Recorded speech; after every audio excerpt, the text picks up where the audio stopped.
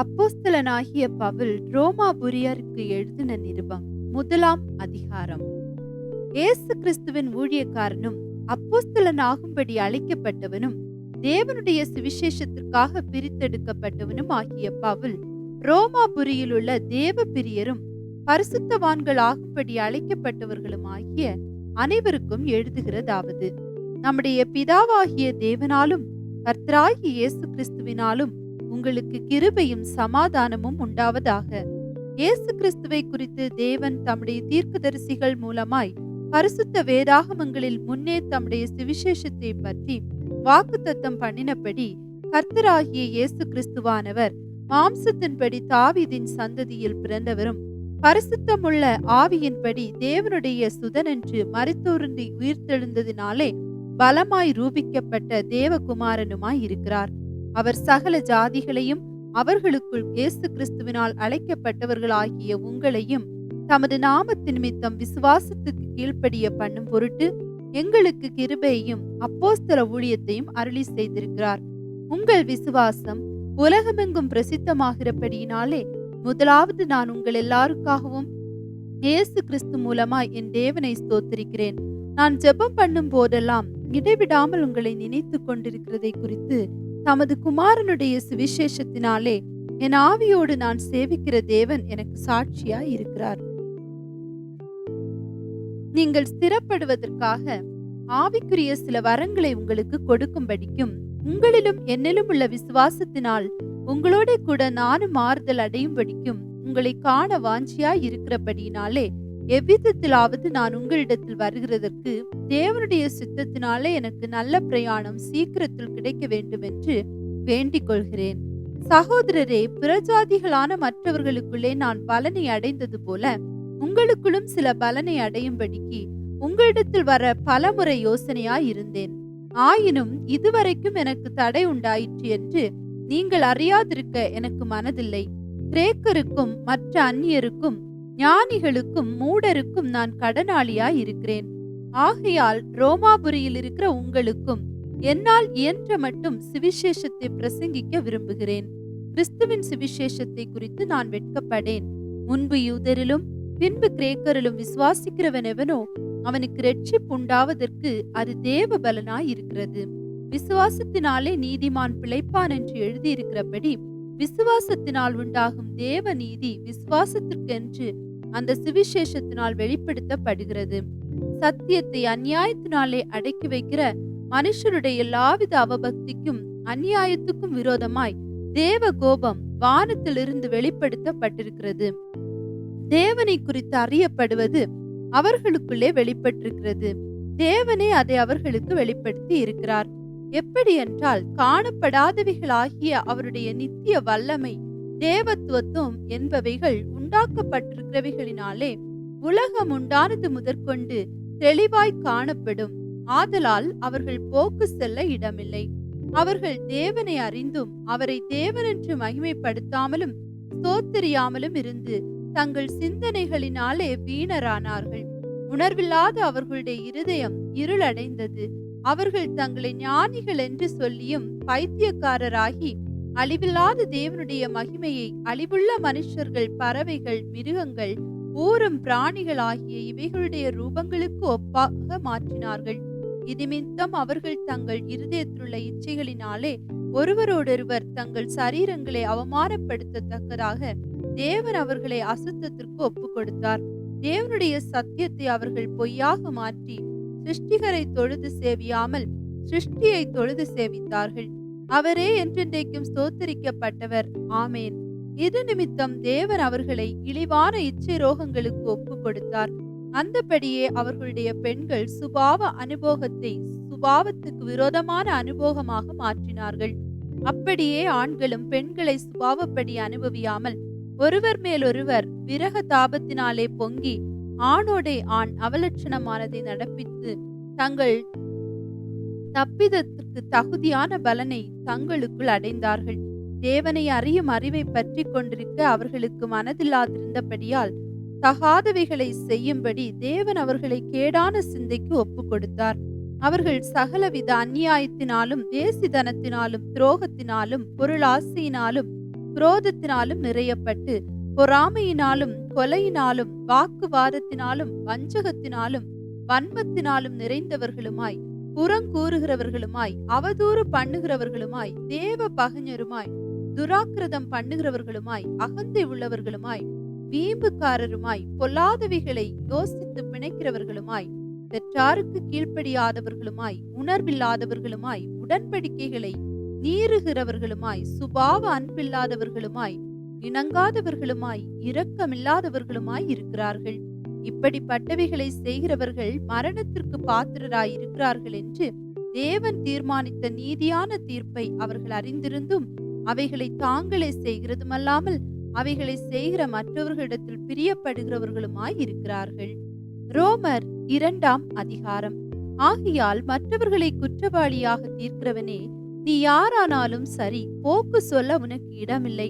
நீ குற்றமாக தீர்க்கிறவைகள் எவைகளோ அவைகள் நீயே செய்கிறபடியால் நீ மற்றவர்களை குறித்து சொல்லுகிற தீர்ப்பினாலே உன்னைத்தானே குற்றவாளியாக தீர்க்கிறாய். இப்படிப்பட்டவைகளை செய்கிறவர்களுக்கு தேவனுடைய நியாயத்தீர்ப்பு சத்தியத்தின்படியே இருக்கிறது என்று அறிந்திருக்கிறோம். இப்படிப்பட்டவைகளை செய்கிறவர்களை குற்றவாளிகள் என்று தீர்த்தும் அவைகளையே செய்கிறவனே, நீ தேவனுடைய நியாயத்தீர்ப்புக்கு தப்பிக்கொள்ளலாம் என்று நினைக்கிறாயோ? அல்லது தேவ தயவு நீ குணப்படும்படி உன்னை ஏவுகிறது என்று அறியாமல் அவருடைய தயவு, பொறுமை, நீடிய சாந்தம் இவைகளின் ஐஸ்வர்யத்தை அசட்டை பண்ணுகிறாயோ?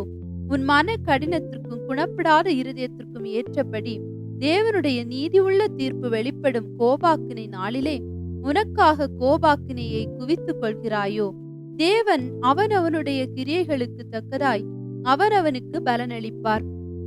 சோர்ந்து போகாமல் நற்கிரியைகளை செய்து மகிமையையும் கனத்தையும் அழியாமையும் தேடுகிறவர்களுக்கு நித்திய ஜீவனை அளிப்பார். சண்டைக்காரராயிருந்து சத்தியத்திற்கு கீழ்ப்படியாமல் அநியாயத்திற்கு கீழ்ப்படிந்திருக்கிறவர்களுக்கோ உக்கிர கோபாக்கினை வரும். முன்பு யூதரிலும் பின்பு கிரேக்கரிலும் பொல்லாங்கு செய்கிற எந்த மனுஷ ஆத்மாவுக்கும் உபத்திரமும் வியாகுலமும் உண்டாகும். முன்பு யூதரிலும் பின்பு கிரேக்கரிலும் எவன் நன்மை செய்கிறானோ அவனுக்கு மகிமையும் கனமும் சமாதானமும் உண்டாகும். தேவனிடத்தில் பட்சபாதம் இல்லை. எவர்கள் நியாயப்பிரமாணம் இல்லாமல் பாவம் செய்கிறார்களோ அவர்கள் நியாயப்பிரமாணம் இல்லாமல் கெட்டு போவார்கள்.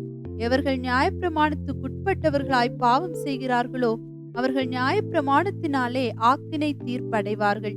நியாயப்பிரமாணத்தை கேட்கிறவர்கள் தேவனுக்கு முன்பாக நீதிமான்கள் அல்ல, நியாயப்பிரமாணத்தின்படி செய்கிறவர்களே நீதிமான்கள் ஆக்கப்படுவார்கள். அன்றியும் நியாயப்பிரமாணம் இல்லாத புறஜாதிகள் சுபாவமாய் நியாயப்பிரமாணத்தின்படி செய்கிற போது நியாயப்பிரமாணம் இல்லாத அவர்கள் தங்களுக்கு தாங்களே நியாயப்பிரமாணமாய் இருக்கிறார்கள். அவர்களுடைய மனசாட்சியும் கூட சாட்சியிடுகிறதினாலும் குற்றமுண்டு குற்றமில்லை என்று அவர்களுடைய சிந்தனைகள் ஒன்றையொன்று தீர்க்கிறதினாலும் நியாயப்பிரமாணத்திற்கு ஏற்ற கிரியையை உங்கள் இருதயங்கள் எழுதியிருக்கிறது என்று காண்பிக்கிறார்கள்.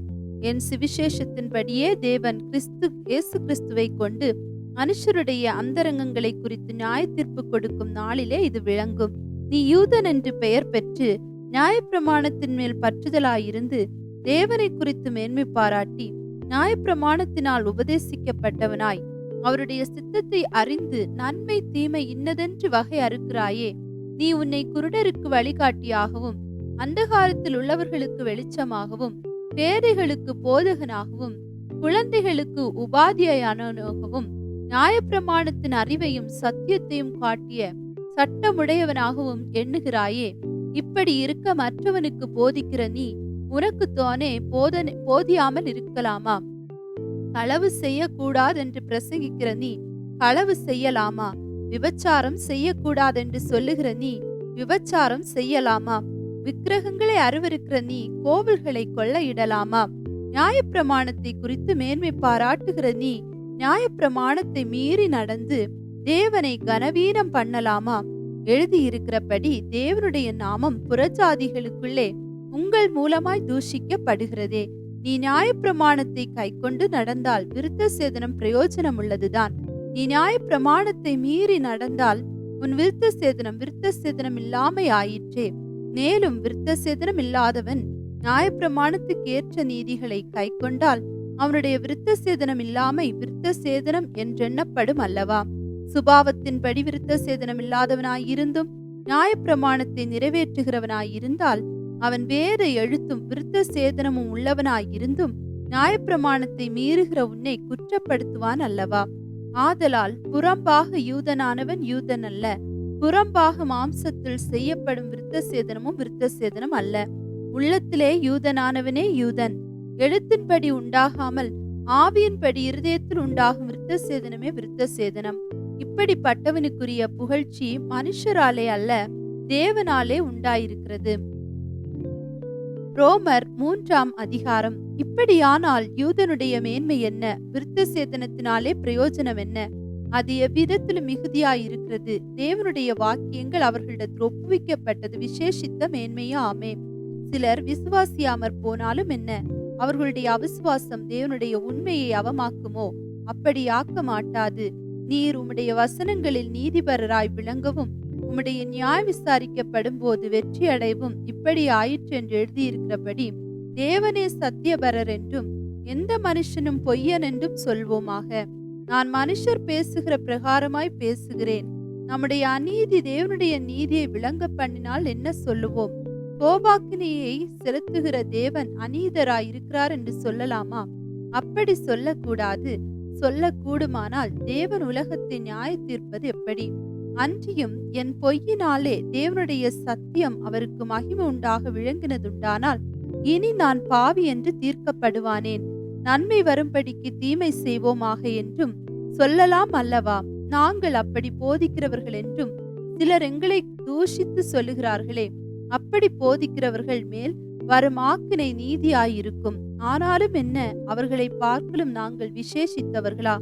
எவ்வளவேனும் விசேஷித்தவர்கள் அல்ல. யூதர் கிரேக்கர் யாவரும் பாவத்திற்குட்பட்டவர்கள் என்பதை முன்பு திருஷ்டாந்தப்படுத்தினோமே. அந்தபடியே நீதிமான் ஒருவனாகிலும் இல்லை, உணர்வுள்ளவன் இல்லை, தேவனை தேடுகிறவன் இல்லை. எல்லாரும் வழி தப்பி ஏகமாய் கெட்டு போனார்கள். நன்மை செய்கிறவன் இல்லை, ஒருவனாகிலும் இல்லை.